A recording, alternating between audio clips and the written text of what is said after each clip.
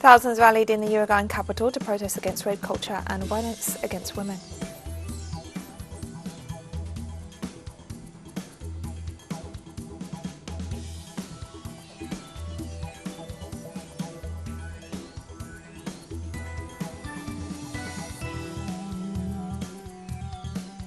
Russian Foreign Minister Sergei Lavrov called for relations based on mutual respect and warned that NATO is seeking to drag Ukraine into a conflict.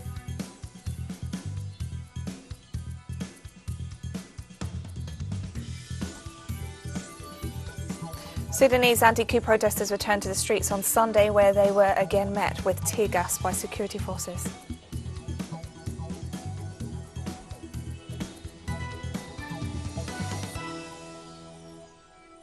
From the headquarters of Telesur English in Havana, Cuba, this is From the South, and I'm Katrina Goss.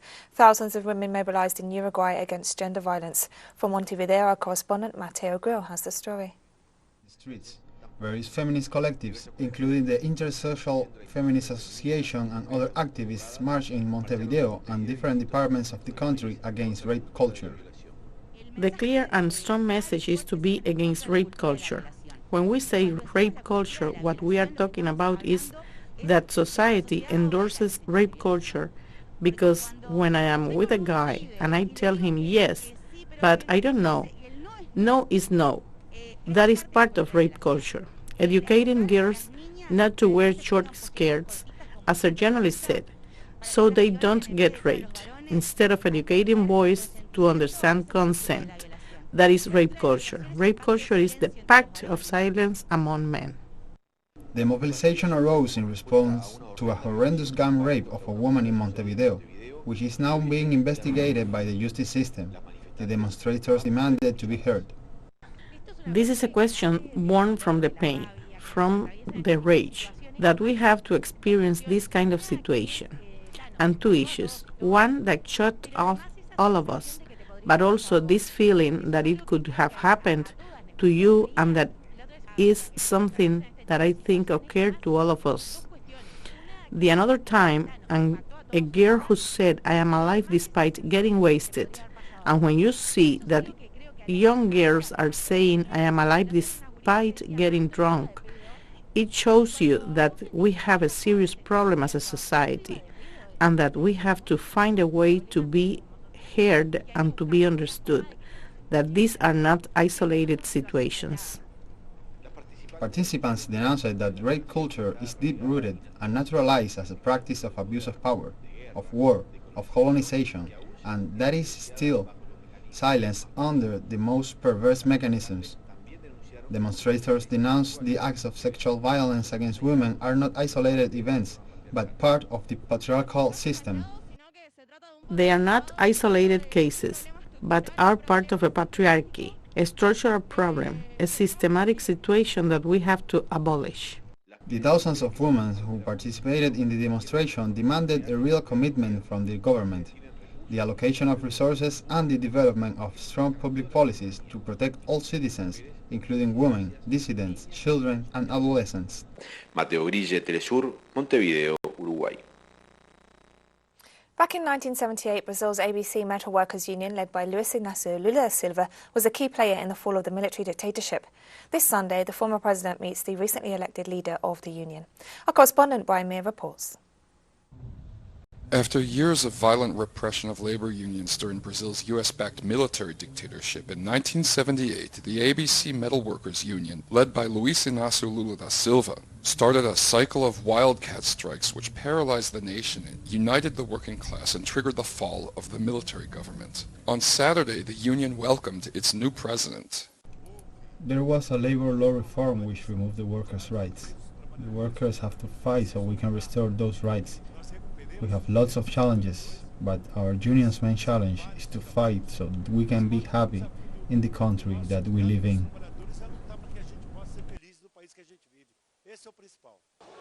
Over the years, the union has remained an important protagonist in the struggle of the Brazilian working class. To this day, Lula still lives one block from its headquarters, and it was there in 2018 that, surrounded by tens of thousands of supporters, he turned himself in to the federal police due to political persecution that he has now been totally exonerated from.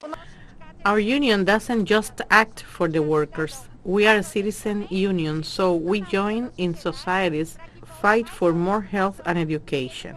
Because the current government dismantled all the social policies for youth, women, and Afro-Brazilians. So we have a big fight ahead for restoring workers' rights. Joined by National Workers' Party President Gleisi Hoffmann, former President Lula participated in the event, congratulating the new union president and giving a speech about the history of the union and the challenges that lie ahead.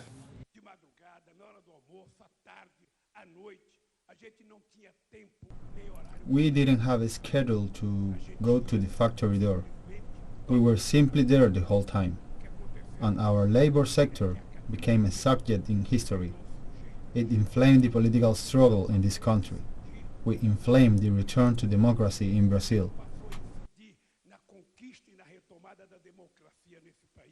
Brian Muir, Telesur, San Bernardo. Assassinations, displacements, threats and stigmatization are the consequences of the armed conflict the residents of the Colombian department of Arauca are living. In response, social movements and human rights defenders mobilized in the capital, Bogota, where they launched an SOS given the serious humanitarian situation. Our correspondent Hernan Tobad has the story. Members of social and human rights organizations arrived in the capital of Colombia to denounce the serious humanitarian situation that the department of Arauca is experiencing. In the first month of the year alone, around 30 people have been murdered, and the conflict has increased in this border zone with Venezuela due to the presence of armed groups.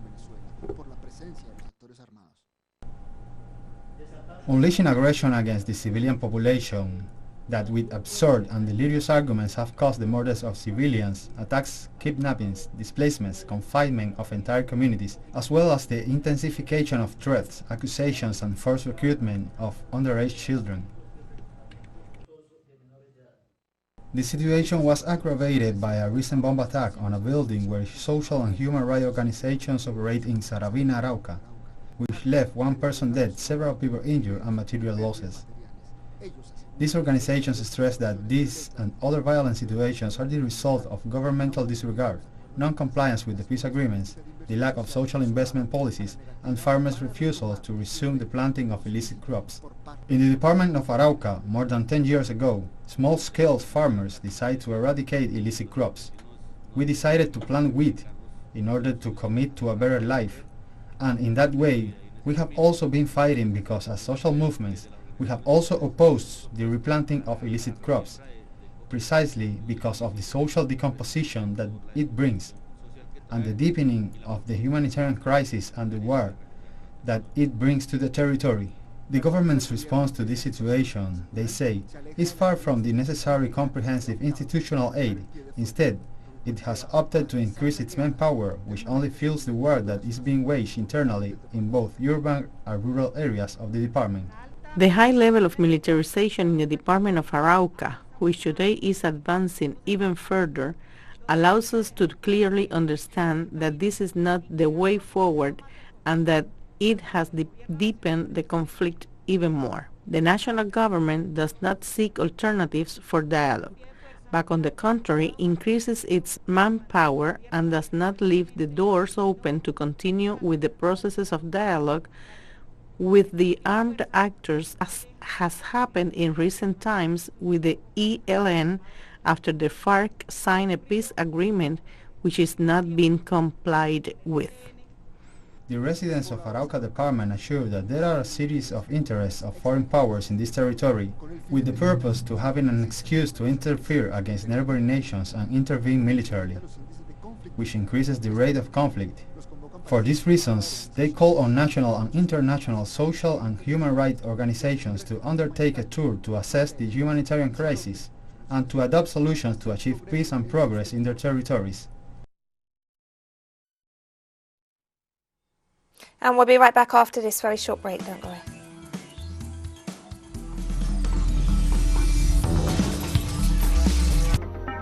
Welcome back to From the South. With tensions rising between the United States and Russia over Ukraine, Russian Foreign Minister Sergei Lavrov said Sunday that his country wants relations based on mutual respect and one that NATO is seeking to drag Ukraine into a conflict. We want good, mutually respectful and equal relations with the United States, as well as with any other country in the world. Each time it turns out that their defense line continues to move eastward. Now it has come close to Ukraine. They also want to drag this country there, although it is clear to everyone that Ukraine is not ready and will not make any contribution to strengthening NATO's security. Voters are turning out to the polls in Portugal this Sunday in a snap election where no party is expected to secure a majority in Parliament. Socialist Prime Minister Antonio Costa is fighting for his political life after a late surge by the centre-right opposition Social Democratic Party threatened his once comfortable poll lead. The two parties are in a statistical tie according to final polls. With 1 in 10 voters still undecided, analysts said the outcome of the election in the nation around 10 million people is wide open, with the far right hoping to make gains. The prospect of another weak minority government comes as Portugal is trying to boost its tourism-dependent economy, which has been badly hit by the coronavirus pandemic. As a young person, I think I could give much more to my country. Many of my friends had to leave Portugal to find work. I had to leave the country myself. I want a better economy and a place where my friends and I can live. The winners of the 63rd edition of the Casa de las Americas Awards were announced in Havana, marking the end of a week of activities in the Cuban capital, with the participation of important intellectuals and writers from across the region. Our correspondent, Lissandra Andres, brings us the details. The Casa de las Americas has become the capital of Latin American literature again this January, after a year of being held back due to the pandemic. Its literary award returns in its 63rd edition.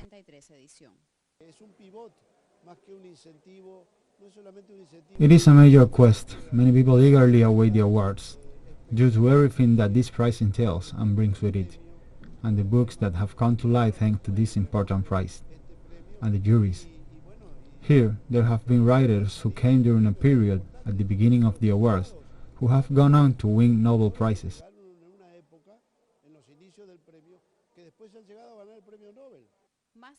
More than 1,600 works competed in 3 genres. Spain's José Antonio Piqueras won the prize for the best historical social essay, Argentina's Javier Núñez won the prize for the best novel, and Cuba's Luis Lorente, who received the award for the second time, won the prize for best poetry. You only have to look at the history and see a catalogue of books and authors awarded by the Casa de las Americas, including non-awarded books that have also been published, because there are many good books published by the Casa that are not prize winners, and the role of the Casa de las Americas in the history of Latin American literature is essential. During the week, as part of the activities of the awards, important figures of regional literature visited the Casa to be part of the jury of the contest and to advocate the reading of poetry, one of the most popular genres of this contest. The dissemination of the cultural work of the Casa de las Americas, and in particular the creation of the prize, helped to bring together in Cuba texts and authors from all over the continent, and also Spain, and secured the recognition of authors who until then were anonymous, invisible, but who were of very high quality, and thanks to the prize they were launched onto the stage. The Casa and the prize were very useful in the emergence of the famous boom of Latin American literature in the 60s. And in the year of the centenary of the Argentine maestro León Ferrari, the Casa's gallery pays tribute to one of the essential figures of Latin American art. War, violence, sex, religion, or the different forms of intolerance, everything for Ferrari was questionable and had to be a fundamental part of the struggles of the time, a constant critique, to which writers from Latin America and the Caribbean also added their voices. A principle of this prize, since it was founded in 1960, has been to award literary quality. In that quality is included the capacity for inquiry, questioning, analysis. That is, this award has never sought cheap political propaganda, all that would have been terrible for the prestige of the prize. I believe that the fact that this award continues to have so many participants is due to the fact that it has never really made concessions in that sense. Since its creation, the Casa has been a center for the dissemination, study, and gathering of Latin American art and literature. it has been described by many as a new form of struggle against the segmentation and fragmentation of our culture, which has always been promoted by imperialism. Lisandra Andrés, Telesur, La Habana, Cuba. With the inauguration of the new president of Honduras, Xiomara Castro, the victims of the 2009 coup and their families are hoping for long-awaited for justice.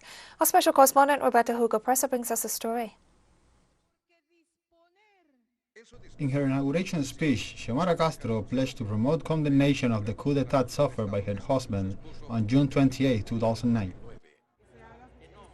The repression by military forces left dozens of Hondurans dead, wounded and disappeared. Regarding direct victims in 2009, in the first 4 months we recorded 117 fatalities. Then, when the illegal re-election and electoral fraud occurred, 37 people were killed.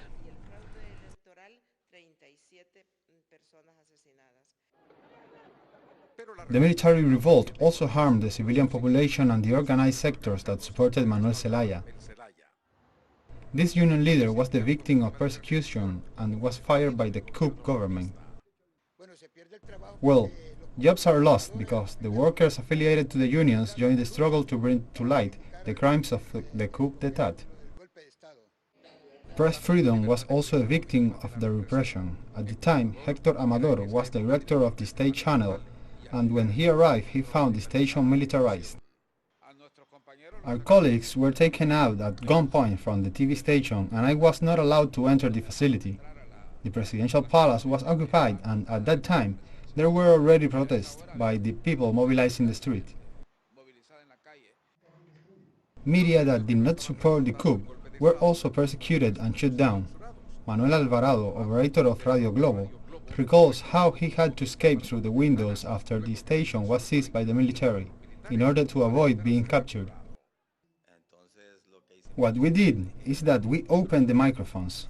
We jumped down the back of the building where there is a vacant lot and there's a workshop, and we jumped down a staircase with some ropes. I remember that David fell, he got hurt. Ronnie also jumped from there, and I jumped down last. Former Honduran President Porfirio Lobo, who replaced the coup leader Roberto Micheletti, was a key player in the return of former President Manuel Zelaya to the country. He recalls how, together with Comandante Hugo Chavez, he coordinated Zelaya's return. Well, we met in Cartagena de Indias. President Zelaya could not attend that meeting, but he communicated and said he agreed with what was going to be done. President Chavez was well informed. If I remember correctly, he was accompanied by today's President Maduro, who was Foreign Minister at the time. And with me was Foreign Minister Arturo Corrales, so we discussed and we signed the famous Cartagena Agreement, which was not an agreement of impunity, far from it, as some sectors have claimed. It was an agreement so that the President could have the legitimate right he had as an Honduran to be here in Honduras, as well as his political rights, and that any situation that occurred with him or his government collaborators will be in accordance with the Constitution and the law. With the arrival to power of Xiomara Castro, the victims and their families whose rights were violated during the coup d'etat are confident in justice being done. And we have more stories coming up after this final short break. Stay with us.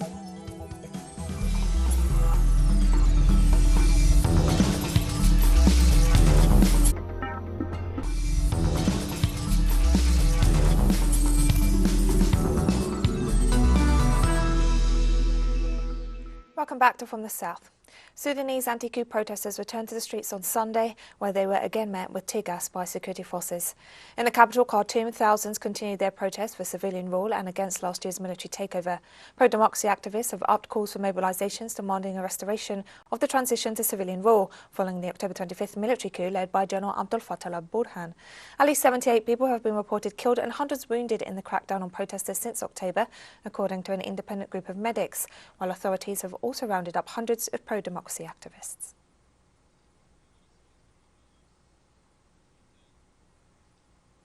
A delegation from the Economic Community of West African States arrived in Burkina Faso on Saturday, a day after the bloc suspended the country over this week's coup. A security source said the delegation was holding a closed-door working session and that no statement was planned. The delegation is composed of representatives from Benin, Togo and Ghana. Ministerial-level ECOWAS envoys are expected to arrive in the Burkina Faso capital on Monday. On Friday, the West African bloc suspended Burkina Faso, demanding the release of President Roch Marc Christian Kabore, who is being held under house arrest by the army, as well as other detained officials. The once 15-nation bloc suspended two other members last year, Guinea and Mali, after military coups.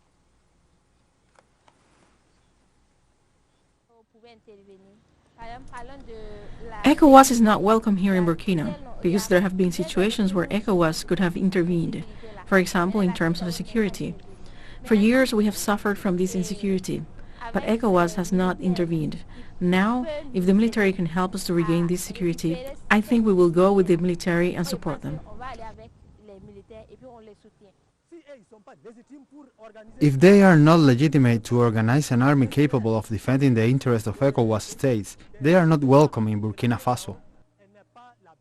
You see that ECOWAS is vast. It could have had a strong army to eradicate this terrorism. This terrorism was not even supposed to arrive in Burkina. As soon as it started in Mali, we could have eradicated it even before it got here. ECOWAS is not legitimate to intervene in Burkina Faso, quite simply because the people of Burkina Faso no longer agree with the various decisions taken by ECOWAS on Mali. We have seen the failure of ECOWAS in Mali.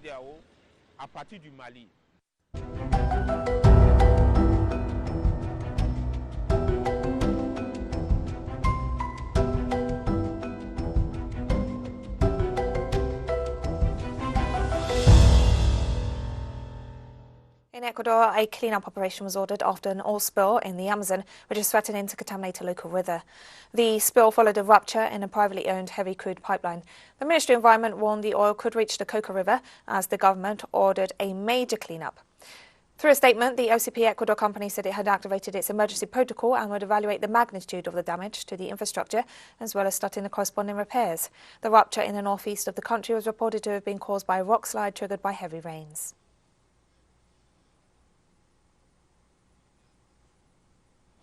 And we've come to the end of this news brief. Remember, you can find these and many other stories on our website at telesoenglish.net.